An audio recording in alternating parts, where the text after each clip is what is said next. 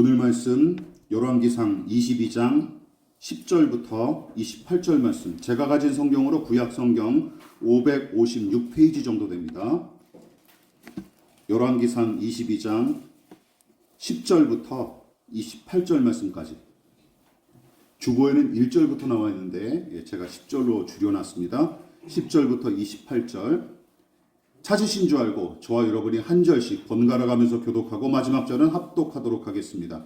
제가 먼저 봉독합니다.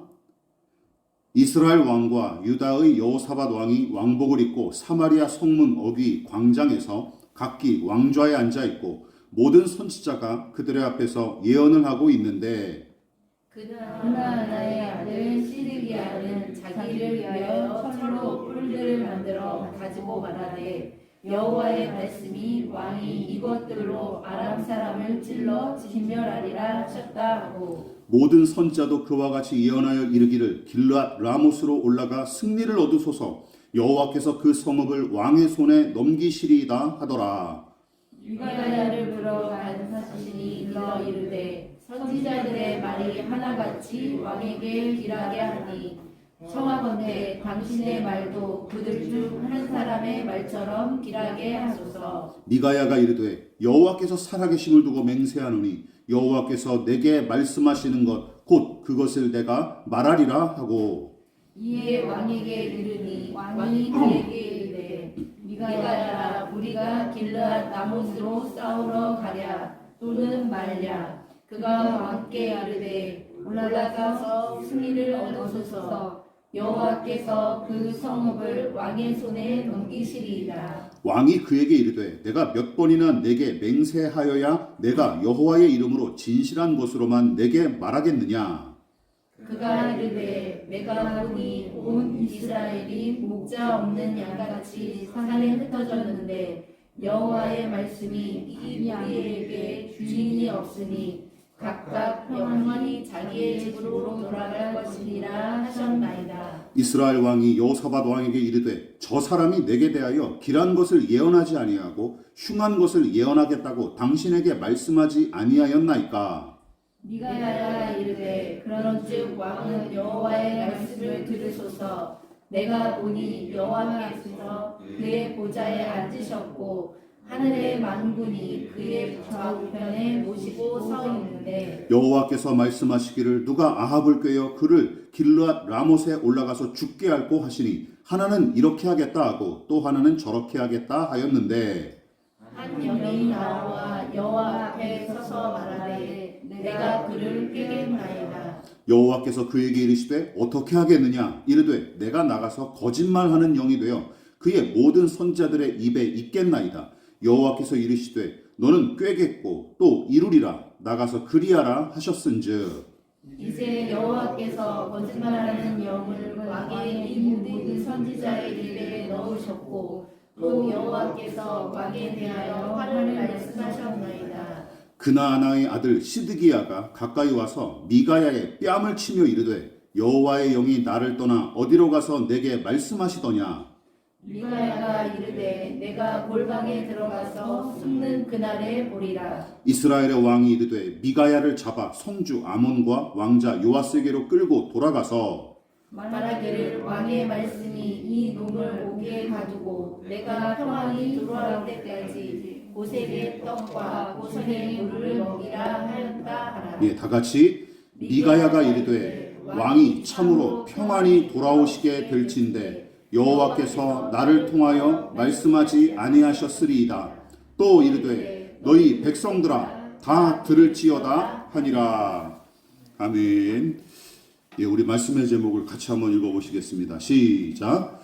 여호와께서 말씀하신 것을 말하리라. 예, 여호와께서 말씀하신 것을 말하리라 라는 제목으로 하나님 말씀 전하도록 하겠습니다. 북이스라엘과 싸워 연달아 패배한 베나닷 2세는 아합에게 양국의 활발한 교역은 물론이고 강탈한 영토의 반환을 약속하며 화친을 맺죠. 그러나 그 조약대로 강탈한 땅을 다 돌려주기는커녕 시간만 질질 끌며 미지근한 태도로 일관했고, 아합 왕은 참다 못해 돌려받지 못한 땅 중에 하나인 길르앗의 라못을 되찾고자 남유다의 여호사밧에게 연합을 제안하죠. 우선 전쟁에서 연달아 승리했을지라도 여전히 벤하닷 2세와 아람 군대는 막강했고 또 남유다와 연합군을 형성하여 전쟁을 치르는 것이 훨씬 유리할 거로 판단했기 때문이죠. 게다가 여호사밧의 아버지 왕인 아사 왕이 벤하닷에게 조공을 바치면서까지 북이스라엘을 괴롭힌 적이 있었으니 이제 그 아들인 여호사밧과는 사돈 관계를 맺었던 까닭에 연합할 명분도 이렇게 충분했습니다. 그러나 하나님은 아합이 추진하는 이 길르앗 라못 탈환 작전을 기뻐하지 않으셨죠. 게다가 남유다의 왕인 여호사밧은 전쟁을 그치고 평화를 유지하기 위해 나름대로 아합과 친분을 맺고 또 이상주의적인 신앙에 앞선 나머지 자신의 믿음과 노력으로 아합과 북이스라엘 백성의 변화를 시도했는지는 모르겠지만 정작은 아합이 추진하는 이 불의한 전쟁에 가담함으로써 하나님의 뜻을 정면으로 거스르는 일에 동참하게 됩니다. 그리고 결국은 아합을 따라 우리가 다음 시간에 살펴볼 거예요. 아합을 따라 참전했다가 소득을 얻기는커녕 그에게 이용만 당했고 자칫하면 목숨까지 잃을 뻔합니다. 그리고 그러나 본문에 등장하는 아합과 그의 신하들은 물론이고 시드기야를 비롯한 400여 명의 거짓 선자들에 비하면 남유다 왕 여호사밧의 실책은 그야말로 세 발의 피해에 불과합니다. 그런데 앞서 언급한 시드기야라는 사람이 본문에 등장하죠. 미가야 선지자의 뺨을 때린 인물로 등장합니다. 이 사람은 선지자 무리 중 한 사람으로서 남유다의 마지막 왕이 시드기야를 비롯하여 구약의 예언서와 역사서에 동명이인이 여러 등장하는 까닭에 헷갈리기가 쉬우니까 이런 부분은 유의하셔야 됩니다. 자, 어쨌든 본문에서 그나마 정신을 차리고 하나님의 뜻을 온전히 이행한 인물이 한 사람 등장하는데 바로 여호사밧이 시드기야를 비롯한 400명의 선지자를 믿업지 않게 여긴 탓에 아합이 마지못해 불러낸 선지자 바로 미가야란 인물이고 그는 400명의 선지자 무리처럼 아합 앞에 알랑거리기는커녕 비슷한 시기에 활약했던 엘리야 선지자처럼 하나님의 뜻을 정직하게 전하다가 고초를 겪는 이야기로 오늘 이야기가 마무리되죠. 이렇듯 본문은 아합의 비위를 맞추기에 급급했던 시드기야를 비롯한 400명의 선지자 무리와 함께 유일하게 하나님의 종답게 선지자의 사명을 제대로 감당했던 미가야 한 사람의 대립구도를 아주 선명하게 보여줍니다. 자, 오늘은 특별히 사람의 종과 하나님의 종이 어떤 차이를 보여주는지 우리가 함께 살펴보고 교훈을 나누도록 하겠습니다. 자, 첫 번째 같이 읽어보겠습니다. 시작. 자기 안위를 위해 아합의 종노릇하는 시드기야와 400명의 선지자. 아합은 길르앗의 라못을 되찾기로 마음을 먹었으나 사위인 여호사밧이 여호와 하나님의 뜻이 어떠한지 여쭤봅시다 하고 제안하는 바람에 마지못해 선지자랍시고 몇 명을 불러 모은 거예요? 400명의 어중이 떠중이 선지자들을 불러 모은 뒤 이렇게 물어본 거죠. 형식적으로 내가 길르앗 라못을 공격하는 것이 좋겠느냐 아니면 그만두는 것이 좋겠는가 하고 형식적인 질문을 던집니다. 그리고 아합의 의중을 훤히 꿰뚫고 있던 400명의 선지자 무리는 어떻게 대답합니까? 올라가십시오. 주께서 그 성을 임금님의 손에 넘겨주실 것입니다 하고 예언하기에 이릅니다. 거짓 예언이죠. 당연히 그들이 예언이랍시고 내놓은 말은 아합의 장단에 맞춰 춤을 춘 것일 뿐 하나님의 뜻과는 아무런 상관이 없고 그저 정치적인 발언에 불과했습니다. 게다가 선지자 무리 중에서도 유독 눈에 띄는 작자가 바로 시드기야라는 사람인데 그는 쇠로 만든 뿔 여러 개를 가지고 나와서 이렇게 퍼포먼스를 벌였죠. 여호와께서 저에게 이렇게 말씀하십니다. 아합 왕이 이 뿔들로 시리아 군을 들이받아 전멸시키리라 하면서 퍼포먼스까지 벌이면서 마치 접신한 상태에서 하나님의 계시를 직접 들은 사람처럼 행세를 하죠. 이게 11절의 내용이에요. 물론 나머지 선지자들도 아합에게 아첨하기 위해 거짓으로 예언하는 이 시드기야의 거짓 예언에 맞장구를 쳤고 그래서 아람과의 전쟁을 더욱더 부추기죠. 그리고 아합의 사신들도 마찬가지입니다. 미가야 선자를 마지막으로 부르기 위해서 보낸 아합의 선지자들도 미가야 선자를 데려오면서 무슨 제안을 합니까? 이런 제안을 하는 거예요. 나쁜 놈들이죠. 22장 13절 시작. 미가야를 부르러 간 사신이 일러 이르되 선자들의 말이 하나같이 왕에게 길하게 하니 청하건대 당신의 말도 그들 중 한 사람의 말처럼 길하게 하소서. 이게 무슨 뜻입니까? 모든 선지자가 입을 모아서 만사가 형통하리라, 왕의 뜻대로 되리라 예언했으니 미가야도 그들처럼 뭐라고 얘기하라는 거예요? 모든 일이 순조롭게 될 것입니다 하고 예언하게끔 압력을 행사하는 겁니다. 압력을 행사하고 회유하는 거예요. 참 씁쓸하면서도 웃기는 일이죠. 여러분 이쯤에서 생각해 보십시오. 시드기야를 비롯한 이 400명의 선지자, 그리고 오늘 이 13절에 미가야 선지자를 부르러 갔던 사신들, 이들에게 더 중요한 것은 무엇이었을까요? 하나님의 뜻입니까? 아합의 뜻입니까? 또한 이들이 실제로 섬기고 높이는 대상은 누구입니까? 아합인가요? 하나님인가요? 어린아이한테 물어도 금방 답이 나올 정도로 쉬운 질문이고 다른 왕들의 사례를 통해서도 우리가 여러 차례 다뤘던 내용들입니다. 이 사람들 누구의 편입니까? 예, 아합의 종들이죠. 아합의 편입니다. 하나님은 무관한 거예요. 사신들이 요구한 말과 시드기야를 비롯한 선지자들의 거짓 예언이 누구와 무엇을 위한 것인지 생각해 보십시오. 간단합니다. 아합의 마음을 흡족하게 하고 그의 바람을 이루는 것이 신하들과 거짓 선지자들의 주요한 전략이고, 더 나아가 아합의 비위를 맞추기 위해 아첨함으로써 자신의 이익과 안위를 보존하는 것이 그들에게 가장 중요한 목표이자 바람이었던 것입니다. 그래서 이런 짓을 하는 거죠. 이처럼 하나님 아닌 것을 하나님처럼 섬기는 우상숭배의 폐해와 모순이 바로 이 부분에서도 잘 나타납니다. 여러분, 우상을 숭배하는 사람은 그 숭배의 대상을 제 이익을 위해 이용할 뿐이지만 정작은 어떤 일이 벌어져요? 이용하는 그 우상에 종속되거나 지배당하는 것이 이 우상숭배의 아이러니입니다. 그러니까 서로 이용하고 이용당하는, 물고 물리는 악순환이 우상숭배에서 이루어지는 생리예요. 이것이 우상숭배의 아이러니라는 것이죠. 그리고 아합과 그 이 수하들의 관계가 그 모양새를 잘 보여줍니다. 이것은 여러분 건강한 관계가 아닐 뿐더러 더군다나 건전한 신앙과는 더더욱 거리가 멉니다. 이 사람들은 신자들이 아닌 거죠. 하나님의 종들이 아닙니다. 무엇보다 최악은 누굽니까? 아합에게 알랑거리기 위해 여호와 하나님을 빙자하여 사기를 치는 시드기야를 비롯한 400명의 선지자들이죠. 하나님의 종임을 자처하면서도 정작은 제 이익과 안위를 위해 아합의 비위를 맞추는 작자들, 그야말로 종교 사기꾼에 불과한 놈들이 거룩하신 하나님의 이름과 그 영광을 대놓고, 그 영광에 대놓고 똥물을 끼얹는 중이에요. 물론 거짓 선지자들이 지금 이 자리에서 처음 출현한 게 아니지 않습니까?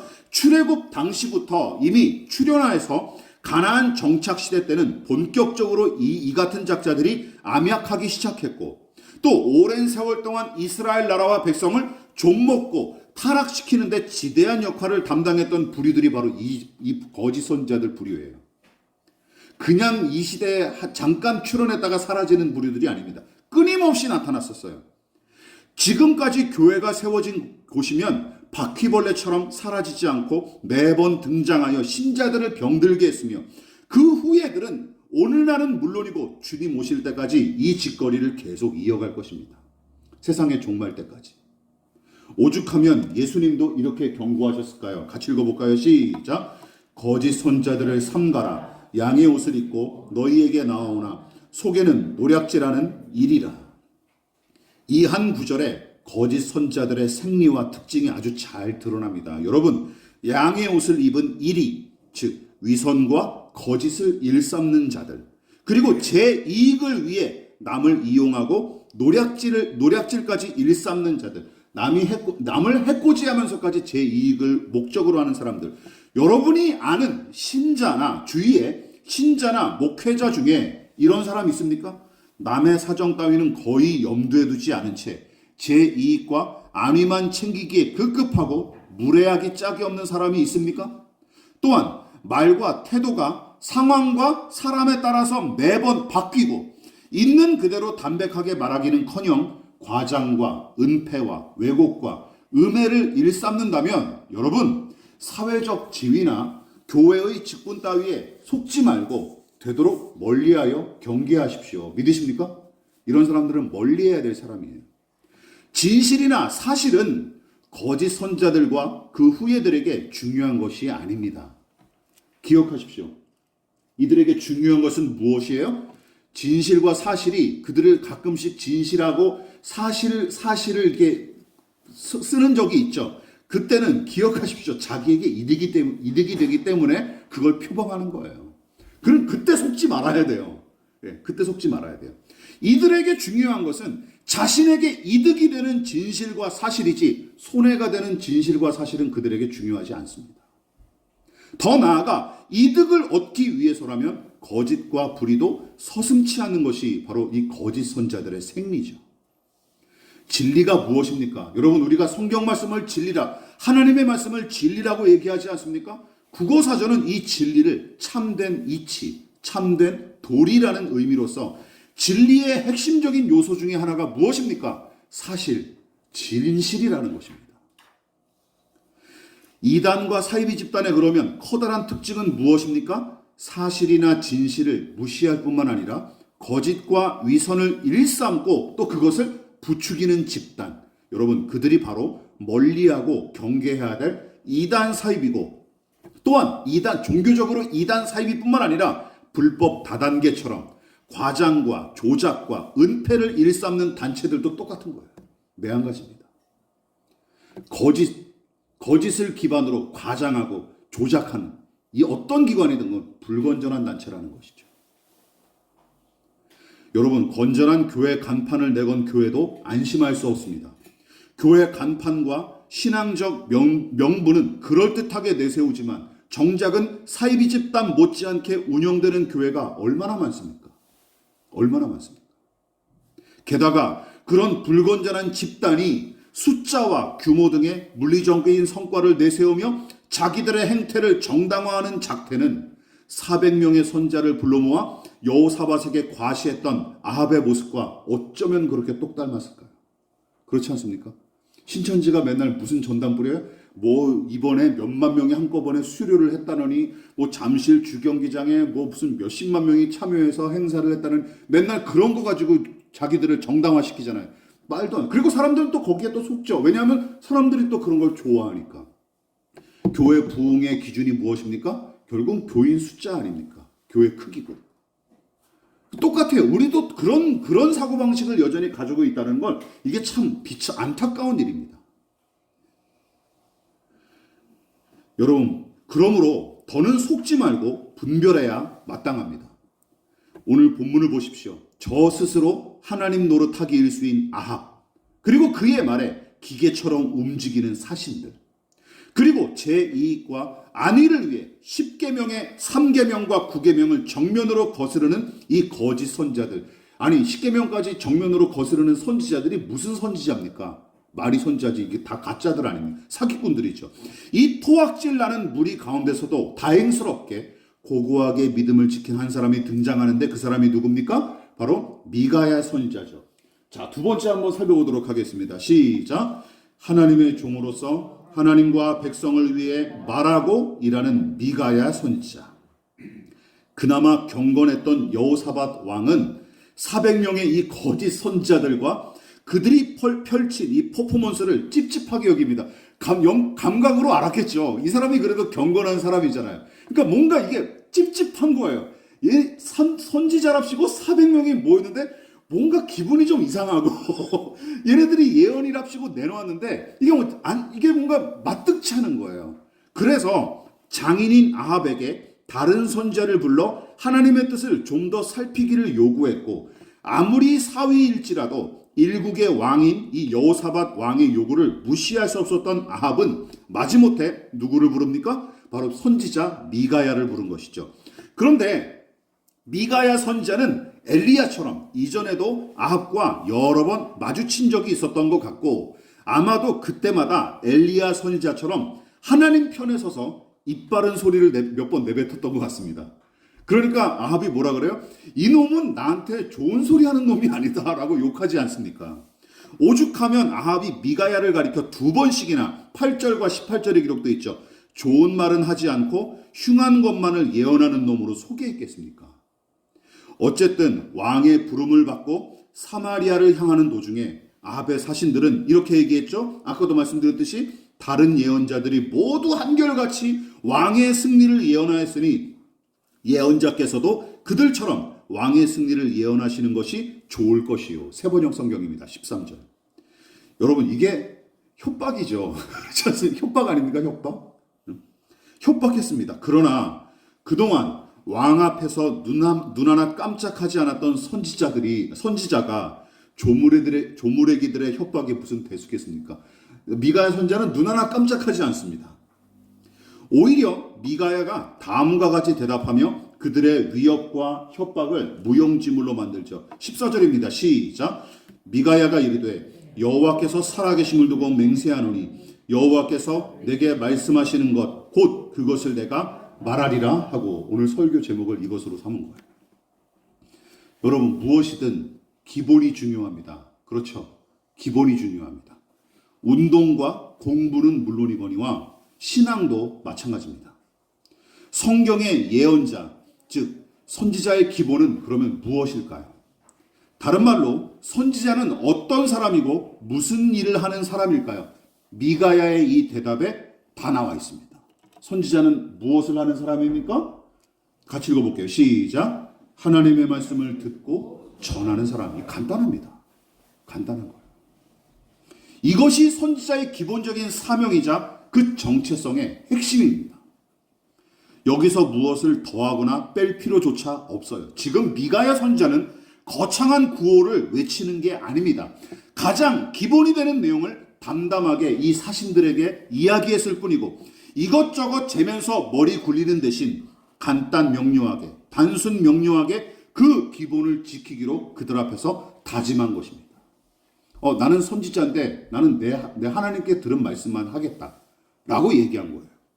드디어 미가야는 아합 왕과 다시 만났고 왕은 미가야에게도 똑같은 질문을 던지죠. 길르앗 라못을 치러 올라가랴 말랴하고 형식적인 질문을 던졌습니다. 그러자 미가야가 이상한 대답을 하는 거예요. 올라가십시오 라고 대답하는 거예요. 올라가십시오. 승리는 왕의 것입니다 하고 대답을 합니다. 근데 이 대답을 이제 아합이 간파한 거죠. 이 자식 빈정대는 거구나 라고 간파를 합니다. 그래서 아합이 화를 내죠. 야, 너 진실하게 말하라 하고 요구합니다. 너 진짜 너의 속내를 얘기해라. 그러니까 미가야 선지자가 아무래도 표정이나 그 말투에서 올라가십시오 아마 그런 식으로 얘기했던 것 같아요. 그러니까 이제 아합이 더 화가 났던 것이죠. 야, 진실하게 말하라 요구했고, 이에 미가야 선지자는 어떤 얘기를 들려줍니까? 하나님의 사자가 선지자들에게 거짓말하는 영을 불어넣어 왕을 꼬드길 것이며 마침내 그들의 거짓말에 넘어간 왕은 재앙을 당할 거로 예언을 합니다. 하나님께 받은 계시를 그대로 전달하죠. 어떤 일이 벌어졌습니까? 정직하게 그리고 용감하게 하나님의 말씀을 전한 미가야는 융숭하게 대접받았을까요? 또한 아합은 지난번에 엘리야 앞에서 바짝 낮아져 납작 엎드렸던 것처럼 잘못을 뉘우쳤을까요? 그리고 시드기야를 비롯한 400명의 이 거짓 선지자들은 당장 피를 토하며 꼬꾸라졌을까요? 오히려 시드기야는 미가야 선지자의 뺨을 때리며 조롱했고 분개한 아합은 선지자를 옥에 가두고 굶기도록 명령합니다. 이게 이 이야기의 끝이에요. 그런데도 미가야는 전혀 굴하지 않고 백성을 향해 마지막 말을 남기죠. 내가 한 말을 모두 기억하십시오 하고 외치며 끌려갑니다. 그러나 여러분 보십시오. 아합의 하나님의 뜻대로 순종한 대가가 무엇입니까? 폭행과 모욕과 굶주림과 금고형이었어요. 갇히게 됩니다. 여러분에게 질문을 드릴게요. 미가야 선지자는 이런 결과를 예상하지 못했을까요? 아니죠. 본문의 정황상 미가야 선자는 충분히 예상했던 일이었는데도 아랑곳하지 않고 용감히 하나님의 뜻을 전한 게 틀림없습니다. 어떻게 그럴 수 있을까요? 아까 우리 거짓 선자들에 대한 이야기에서 반대로 생각해 보십시오. 그다지 깊이 생각할 거리도 없습니다. 자신이 자신의 안위와 이익을 지키기 위해 아합에게 굽실댔던 백성 신하들과 400명의 손자들과는 달리 미가야에게 가장 중요한 것은 무엇이었습니까? 자신의 안위와 이익을 보존하는 게 그의 가장 중요한 일이 아니었어요. 그게 아니었으므로 굳이 자신의 신념을 굽히면서까지 아합에게 알랑거릴 필요가 없었습니다. 그러면 무엇일까요? 미가야 선지자에게 중요한 것, 미가야는 그 무엇보다 하나님을 가장 사랑하고 두려워했으며 그분의 뜻에 순종하는 것을 가장 중요하게 여겼던 인물이었던 것이죠. 또한 자신의 이익과 안위보다 목자 없는 양처럼 돌봄을 받지 못한 이 백성의 안위가 더 중요했기에 고난이 불보듯 빤히 보이는데도 용감히 순종할 수 있었습니다. 17절 말씀을 볼까요?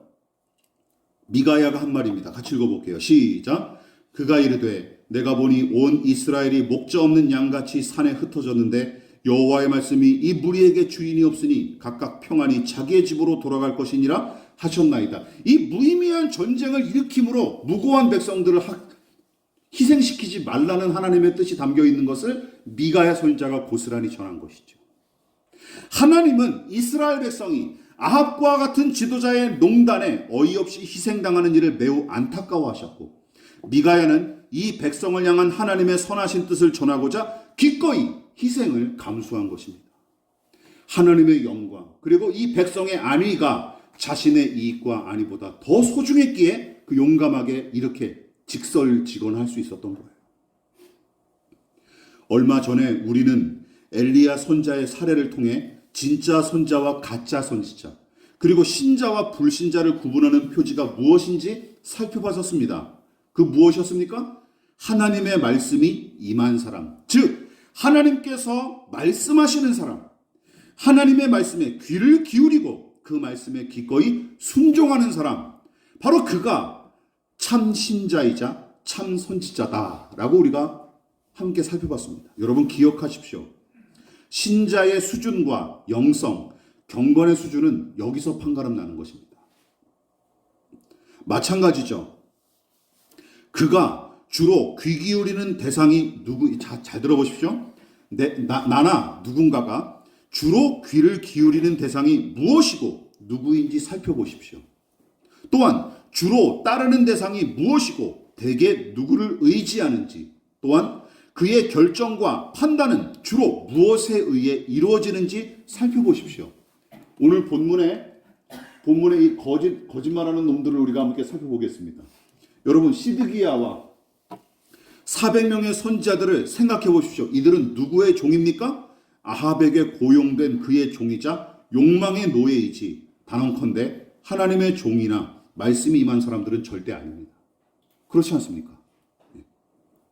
문제는 여러분 이게 참 부조리하죠. 당시 많은 백성이 선지자란 타이틀에 속아 또 그 숫자와 규모에 속아서 저들의 거짓말을 하나님의 예언으로 철석같이 믿었는데 왕의 권위를 대적하고 그의 정책에 반기를 드는 것처럼 보이는 이 신실한 미가야 선지자는 도리어 악당 반역자 취급을 당합니다. 웃기지 않습니까? 이게 사람들이 얼마나 어리석은 존재인지 보여주는 부분이에요. 오늘날도 다르지 않습니다.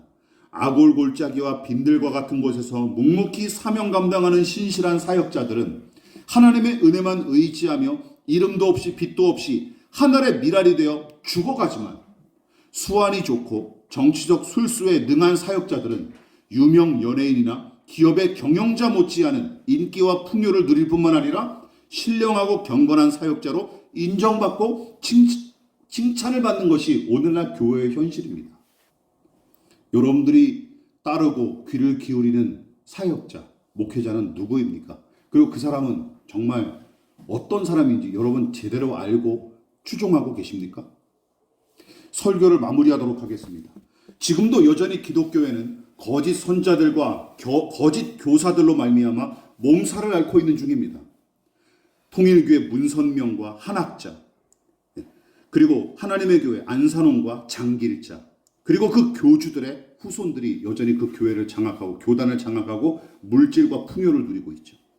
또한 여전히 이 사회에서 압력하면서 거짓과 불의를 일삼는 신천지의 이만희, JMS의 정명석, 이재록 등의 이단 사이비 집단의 우두머리들은 물론이고 그런 집단 못지않게 담임 목사에게 특별한 권위를 부여하면서 신격화하는 불건전한 교회와 교단, 그리고 선교단체, 교인들, 심지어 지저분한 교계의 관행과 가르침이 꽤 괜찮아 보이는 교회 안에서도 여전히 횡행하는 중입니다.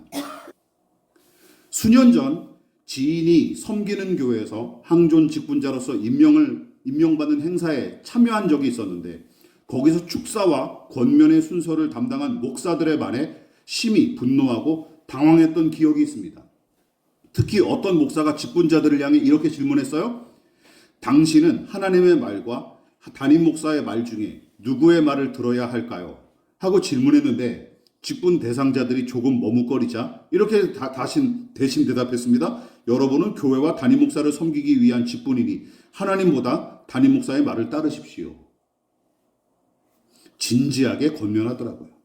저는 시대착오적이고 매우 비성경적일 뿐만 아니라 이단 사이비 집단을 양성하려는 의도가 있는지 의심될 만큼 괴상한 그 질의응답에 속으로 미친놈하고 했어요. 미친놈 정신 나갔구나 하고 욕을 했습니다. 도대체 그 목회자는 항존 직분자를 누구의 종으로 세우려는 것일까요? 그리고 제가 부교육자 때 선배 목사들이 가끔씩 종종 저한테도 그런 똑같은 얘기를 했습니다. 여러분 기억하십시오. 그리고 저는 또 안타까운 거기에 이런 소리에 이의를 제기하는 사역자나 신자는 지금까지 거의 만난 적이 없습니다. 안 목사님 기억해. 그때 우리 같이 참석해서 돌아오면서 막 뒷담화하지 않았습니까? 아직도 저런 소리 하고 다닌다고 하면서 뒷담화했는데 그래도 대부분 신자는 몰라요. 문제 의식조차 없어요. 아 그런가 보다라고 생각합니다. 문제죠. 진리의 전당이자 산실이 되어야 할 교회, 진리의 기둥과 터로 세워진 교회가 이제는 가장 신뢰하기 힘든 집단으로 취급받을 뿐만 아니라 다른 종교보다 더 탐욕스럽고 이기적인 종교로 전락해버렸습니다. 과연 하나님은 작금의 한국교회와 신자들을 향해 이렇게 얘기하실 수 있을까요? 너희는 착하고 충성된 내 종이다 하고 평가하실 수 있을까요? 저는 솔직히 자신이 없습니다. 그렇다고 넋놓고 있으면 안 되는 것이죠. 마지막으로 말씀드립니다. 우리 각자가 하나님과 이웃 앞에 거짓을 버리고 진실한 자세로 일관해야 마땅합니다. 또한 내 이익과 안위만 보존하게 급급한 삶이 아니라 하나님의 영광과 이웃의 유익을 늘 염두에 두는 삶은 물론이고 더 나아가 그것을 더 소중히 여길 줄 아는 은혜와 훈련이 우리에게 필요합니다. 저와 여러분 그 믿음으로 살아가시기를 진심으로 부탁을 드리겠습니다. 기도하겠습니다. 지금은 우리를 위하여 십자가에 몸버려 피 흘려 돌아가신 예수 그리스도의 한량없으신 은혜와 하나님 아버지의 지극하신 사랑하심과 성령 하나님의 영원한 사귐이 하나님의 말씀을 청종하고 그리고 그 말씀에 따라 순종하며 충성하며 살아가기를 결단하여 머리 숙인 사랑하는 성도들의 머리머리 위에 저들의 가정과 직장과 사업장과 학업과 장래 가운데 이 나라의 민족과 한국교회와 저 북녘의 동포들과 세계와 열방 가운데 지금부터 영원히 함께 하시기를 간절히 축원하옵나이다. 아멘.